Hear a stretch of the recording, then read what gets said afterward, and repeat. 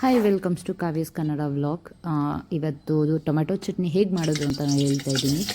ತುಂಬ ಈಸಿಯಾಗಿ ಕ್ವಿಕ್ಕಾಗಿ ಮಾಡ್ಕೋಬೋದು. ಯಾವುದು ಈ ಚಪಾತಿಗಾಗಲಿ ದೋಸೆಗಾಗಲಿ ತುಂಬ ಟೇಸ್ಟಿಯಾಗಿರುತ್ತೆ. ಸೊ ಇದಕ್ಕೆ ಫಸ್ಟು ನಾವು ಒಂದು ಕಡಾಯಿಗೆ ಎಣ್ಣೆ ಹಾಕ್ಕೋಬೇಕು. ಎಣ್ಣೆ ಕಾಯಿದ ಮೇಲೆ ಒಂದು 2-3 ಈರುಳ್ಳಿ, ನಮಗೆ ಎಷ್ಟು ಜನಕ್ಕೆ ಬೇಕಾಗುತ್ತೆ ಅನ್ನೋದ್ರ ಮೇಲೆ ಡಿಪೆಂಡ್ ಆಗುತ್ತೆ.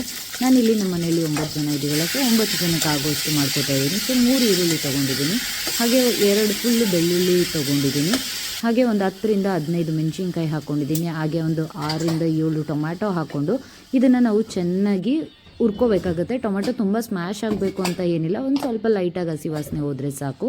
ಹಾಗೆ ಲಾಸ್ಟಲ್ಲಿ ಒಂದು ಸ್ವಲ್ಪ ಕೊತ್ತಂಬರಿ ಸೊಪ್ಪು ಹಾಕ್ಕೊಂಡಿದ್ದೀನಿ. ಇದು ಫುಲ್ಲು ತಣ್ಣಗಾಗಲಿ ನಾನು ಮಿಕ್ಸಿ ಜಾರ್ಗೆ ಇದನ್ನೆಲ್ಲ ಆ್ಯಡ್ ಮಾಡಿಕೊಂಡು ಟೇಸ್ಟ್ಗೆ ಎಷ್ಟು ಬೇಕಲ್ಲ ಉಪ್ಪು ಅದನ್ನು ಹಾಕ್ಕೊಂಡು ರುಬ್ಕೊಂಡ್ರೆ ಟೊಮೆಟೊ ಚಟ್ನಿ ರೆಡಿ ಆಗುತ್ತೆ. ದೋಸೆ, ಚಟ್ನಿ, ಆಮೇಲೆ ರೊಟ್ಟಿಗಳಿಗಂತೂ ತುಂಬ ಚೆನ್ನಾಗಿರುತ್ತೆ. ಖಾರ ಸ್ವಲ್ಪ ಜಾಸ್ತಿ ಇದ್ದರೆ ಇನ್ನೂ ಟೇಸ್ಟಿಯಾಗಿರುತ್ತೆ ಅಂತಲೇ ಹೇಳ್ಬೋದು.